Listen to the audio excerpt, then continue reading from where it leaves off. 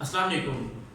ہوتی ہے تیرے نام سے وحشت کبھی کبھی، برہم ہوئی ہے یوں بھی طبیعت کبھی کبھی، اے دوست ہم نے ترک محبت کے باوجود محسوس کی ہے تیری ضرورت کبھی کبھی۔ احباب گرامی، میں ہوں سید توقیر بخاری۔ آج میرا موضوع ہے اردو ادب کے عظیم شاعر ناصر کاظمی۔ ناصر کاظمی کا پورا نام سید ناصر رضا ہے، جبکہ ان کا قلمی نام ناصر کاظمی ہے۔ انہوں نے اپنی شاعری میں ناصر ہی تخلص اختیار کیا ہے، جبکہ ایک مقطع ان کے کلام کا میری نظر سے ایسا بھی گزرا ہے جس میں انہوں نے کاظمی تخلص استعمال کیا ہے۔ ناصر کاظمی ہندوستان کے شہر امبالہ میں پیدا ہوئے۔ 1825 میں ان کی پیدائش ہوئی۔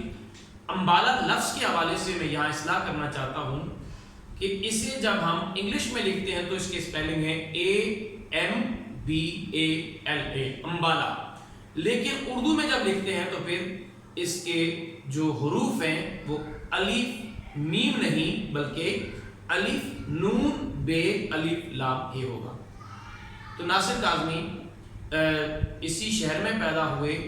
ان کے والد گرامی سید محمد سلطان کاظمی انڈین آرمی میں ملازم تھے، جبکہ ناصر کاظمی کی والدہ ایک تعلیم یافتہ خاتون تھیں اور ایک ہائی اسکول جس کا نام تھا گرلز مشن ہائی اسکول، وہاں وہ معلمہ تھی۔ ناصر کاظمی کی ابتدائی تعلیم اسی اسکول میں مکمل ہوئی اور اپنے ابتدائی عرصہ حیات میں ناصر کاظمی کو اپنی والدہ کی خصوصی سرپرستی حاصل رہی ہے۔ بعد ازاں اگر بات کی جائے ناصر کاظمی کی تعلیم کی تو وہ پشاور کے ایک ہائی اسکول میں پڑھتے رہے۔ امبالہ ہائی اسکول سے انہوں نے میٹرک کیا۔ اسلامیہ کالج لاہور سے انہوں نے انٹرمیڈیٹ کیا۔ بعد ازاں BA کی تعلیم کے لیے انہوں نے گورنمنٹ کالج لاہور میں داخلہ لیا، لیکن کئی وجوہات کی بنیاد پر وہ اپنی تعلیم جاری نہیں رکھ سکے۔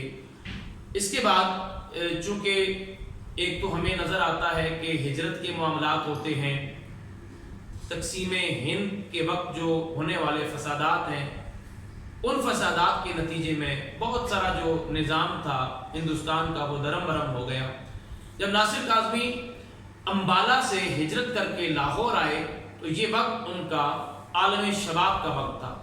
یعنی عین عالم شباب میں 22 سال کی عمر میں ناصر کاظمی امبالہ سے لاہور ہجرت کر کے آئے۔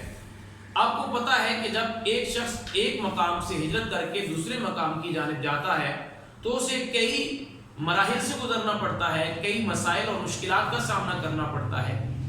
تو ناصر کاظمی بھی ان مسائل سے آزاد نہ ہو سکے۔ یہاں میں بتانا چاہتا ہوں کہ ناصر کاظمی جب بارڈر کراس کر کے جب لاہور پہنچے تو ان کے والد نے انہیں مبارک دی۔ تو ناصر کاظمی نے بھی اپنے والد کو مبارک دی، کس بات کی کہ وہ اپنے وطن پہنچ گئے ہیں۔ جب سبز ہلالی پرچم دیکھا تو انہوں نے ایک دوسرے کو مبارکباد دی۔ تو یہ بات کرنے کا مقصد صرف اور صرف یہ ہے کہ ناصر کاظمی نہ تو تقسیم ہندوستان کے خلاف تھے، نہ قیام پاکستان کے خلاف تھے، بلکہ انہوں نے جو مناظر دیکھے ہیں، ہجرت کے جو خونی مناظر دیکھے ہیں، وہ مناظر ان کی زندگی کا اور ان کی ادبی تخلیقات کا ایک ایسا جز بن گئے ہیں جس سے وہ ساری زندگی اپنا دامن جو ہے وہ علیحدہ نہیں کر سکے، اور ساری زندگی یہ ان کی شاعری کا غالب موضوع رہا ہے۔ ہجرت کر کے لاہور آئے تو ابتدا میں کئی مشکلات کا سامنا کرنا پڑا۔ ایک بڑی مشکل یہ تھی کہ جو ضابطہ زندگی ان کی گزری تھی، 22 سال کا جو عرصہ گزرا تھا، خوشحالی کا دور تھا، عیش و عشرت تھی، کسی چیز کی کمی نہیں تھی، لیکن جب ایک نئی جگہ پر آئے تو وہاں آنے کے بعد پرانی انارکلی میں ان کو ایک خستہ حال مکان میں رہنا پڑا۔ بعد میں ایک وقت گزرنے کے بعد پھر یہ جو مشکل تھی آسان ہوئی۔ اب سوال یہ پیدا ہوتا ہے کہ ناصر کاظمی امبالہ سے لاہور ہی کیوں آئے؟ وہ کسی اور شہر بھی تو جا سکتے تھے۔ اس کا سبب یہ ہے کہ ناصر کاظمی کو شہر لاہور سے، چونکہ وہ ایک ادبی مرکز تھا، اس لیے خاص مناسبت تھی۔ قیام پاکستان سے پہلے بھی چونکہ وہ لاہور آتے رہے، اور جو خاص طور پر جو ادبی مرکز کی وجہ سے شہر لاہور کی جو ادبی مجالس تھیں، جو ایک ادبی رنگ تھا اس شہر کا، اس وجہ سے انہوں نے لاہور کو ترجیح دی۔ ان کی اپنے ہی ایک شعر میں یہ بات بیان ہوئی ہے، وہ کہتے ہیں شہر لاہور تیری رونق دائم آباد، تیری گلیوں کی ہوا کھینچ کے لائی مجھ کو۔ تو یہاں سے معلوم ہوتا ہے کہ ناصر کاظمی لاہور سے کتنا پیار کرتے تھے۔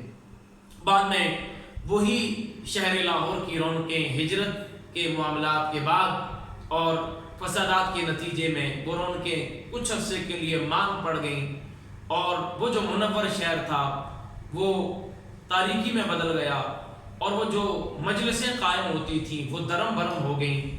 تو اس منظر کو بھی ناصر کاظمی نے یوں بیان کیا ہے، وہ کہتے ہیں کہ وہ شاعروں کا شہر وہ لاہور بجھ گیا، اگتے تھے جن میں شیر وہ کھیتی ہی جل گئی۔ تو خیر یہ وقت کے ساتھ ساتھ منظر پھر وہ ادبی روایت سے جڑ گیا۔ ناصر کاظمی جب ہجرت کر کے وہاں پہنچتے ہیں تو کچھ عرصے کے بعد ان کے والد گرامی سید محمد سلطان کاظمی کا انتقال ہو جاتا ہے، اور وہ ایک جو سایہ ہوتا ہے، سایہ کرم ہوتا ہے، جب اٹھ جائے تو انسان اچھا خاصا انسان ڈگمگا جاتا ہے۔ مشکل یہ بھی تھی، یعنی انسان کی زندگی میں جو مسائل ہوتے ہیں ان میں سے ایک مسئلہ غم روزگار کا بھی ہے۔ تو ناصر کاظمی کی تعلیم چونکہ ایف اے تھی، بی اے انہوں نے ترک کر دیا تھا۔ اب ایف اے کی بنیاد پر توقع نہیں کی جا سکتی تھی کہ انہیں کوئی اعلیٰ ملازمت مل سکتی، اور معمولی ملازمت وہ کرنا نہیں چاہتے تھے، لیکن انسان کو مجبوریاں کبھی کبھی جھکنے پر مجبور کر دیتی ہیں۔ ابتدائی دور تو اتنا کٹھن تھا کہ والدہ محترمہ کے زیورات بیچ کر انہیں اپنا نظام اوقات چلانا پڑا، اور اس کے بعد ایک اور غم کا پہاڑ ان پر ٹوٹا۔ والدہ جو ان کی بہت شفیق والدہ تھیں، جنہوں نے ناصر کاظمی کو تعلیمی اور تربیت اعتبار سے، روحانی اعتبار سے جنہوں نے ناصر کاظمی کو تعمیر کیا تھا، وہ اس دنیا سے کوچ کر گئیں۔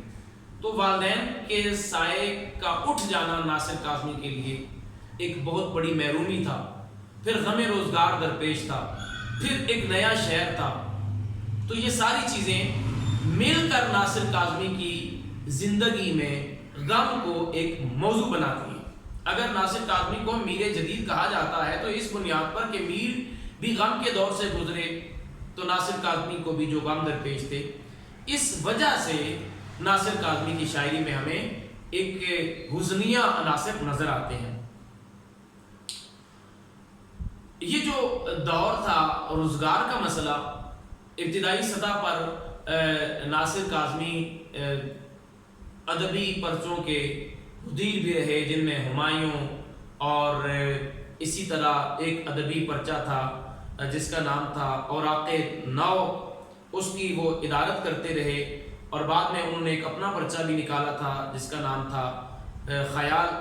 تو اس کے ساتھ ساتھ ناصر کاظمی کا جب پہلا شعری مجموعہ برگ نئے کے عنوان سے شائع ہوا، تو اس شعری مجموعے کی اشاعت کے بدلے میں ملنے والی جو رائلٹی تھی، جسے عرف عام میں معاوضہ کہا جاتا ہے، اس کے ذریعے آہستہ آہستہ ناصر کاظمی کے حالات بہتر ہونے لگے، اور وہ جو مالی مشکلات تھیں وہ آہستہ آہستہ کم ہونے لگیں۔ یہاں ایک دلچسپ بات یہ ہے کہ برگ نئے جب شائع ہوا، جس دن شائع ہوا وہ دن ناصر کاظمی کی شادی کا دن تھا، یعنی ایک دن میں دو خوشیاں۔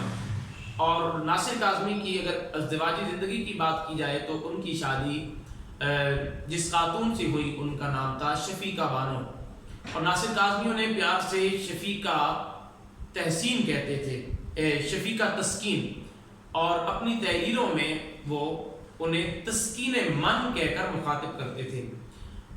ناصر کاظمی کا جو ایک مجموعہ غزلیات ہے تیسرا، پہلی بارش، اس کا انتساب بھی ان کی بیگم کے نام ہے، شفیقہ بیگم کے نام۔ ناصر کاظمی کی اولاد میں سے دو بیٹے، بڑے بیٹے کا نام سید باصر سلطان کاظمی، ناصر کاظمی انہیں پیار سے گڈو کہتے تھے، اور ان کے دوسرے بیٹے کا نام ہے سید حسن سلطان کاظمی، اور ان کا عرف پپو تھا، یعنی پیار سے انہیں پپو کہا جاتا تھا۔ اگر بات کی جائے ناصر کاظمی کی طبیعت کی، ان کے مزاج کی، تو وہ آزاد خیال، روشن خیال، یار باش انسان تھے۔ دوستوں کے ساتھ نجی محافل میں بیٹھنا، گپ شپ کرنا، ہوٹلوں سے کھانے کھانا، مرغن غذاؤں کا استعمال، کثرت کے ساتھ چائے، سگریٹ اور پان کا استعمال، یہ ساری زندگی ان کا معمول رہا۔ نتیجہ یہ نکلا کہ عین عالم شباب میں 26 سال کی عمر میں، اب 26 سال بندہ جوان ہوتا ہے، 26 سال کی عمر میں ناصر کاظمی عارضہ قلب میں مبتلا ہو گئے۔ دل کی بیماری کی وجہ سے بہت ساری چیزیں ایسی بھی تھی جو ان کے لیے، خوراک میں ایسی چیزیں تھیں جو ان کے لیے نقصان کا باعث تھی، جیسے ڈاکٹر احتیاط کی تاکید کرتے ہیں، لیکن ناصر کاظمی کی زندگی میں احتیاط نام کی کوئی چیز نہیں تھی۔ یہ جو کھانے پینے کا سلسلہ، اور پھر آپ کو پتہ ہے کہ ہوٹلوں کے کھانوں کا معیار، پھر مرغن غذاؤں کا استعمال، یہ اچھے خاصے آدمی کو وہ بیمار کر دیتا ہے۔ لیکن ناصر کاظمی کیونکہ فطرت ایسی تھی، آزاد خیال تھے، لہذا انہوں نے پرہیز نہیں کیا، احتیاط نہیں کی، اور نتیجہ کیا نکلا کہ 1971 میں، یعنی تقریباً 46 سال کی عمر میں انہیں معدے کا کینسر ہو گیا۔ جس طرح آج ہماری جو ایک نسل ہے ہوٹلوں کا استعمال کرتے ہیں اور طرح طرح کی ایسی اشیاء کا استعمال کرتے ہیں جو مضر صحت ہوتی ہیں، کولڈ ڈرنکس کا استعمال کیا جاتا ہے، تو کسی نہ کسی صورت میں وہ تکلیف تو دے رہے ہوتے ہیں، لیکن وقتی طور پر معلوم نہیں ہوتا۔ اس زمانے میں یہ چیزیں تو نہیں تھیں، بہرحال ہوٹلوں میں کھانے تو تھے، مرغن غذائیں تو تھیں اور بہت بہتر تھیں۔ بہتر سے مراد یہ کہ اس دور میں، اس دور کے حساب سے یہ ساری چیزیں موجود تھیں۔ تو معدے کے کینسر میں مبتلا ہونے کی وجہ سے ناصر کاظمی شدید علیل ہوئے، اور 1 سال تقریباً ان کا اس علالت میں گزرا، اور 1972 میں، یعنی تقریباً 47 برس کی عمر میں ناصر کاظمی اسی مرض کی وجہ سے دنیا فنا سے دنیا بقا کی جانب کوچ کر گئے۔ تو ناصر کاظمی کو لاہور کے ایک قبرستان مومن پورہ میں سپرد خاک کیا گیا۔ ان کی لوح مزار، یعنی قبر پر جو کتبہ ہے، اس پر انہی کا ایک معروف شعر درج ہے: دائم آباد رہے گی دنیا، ہم نہ ہوں گے کوئی ہمسا ہوگا۔ اگر بات کی جائے بابا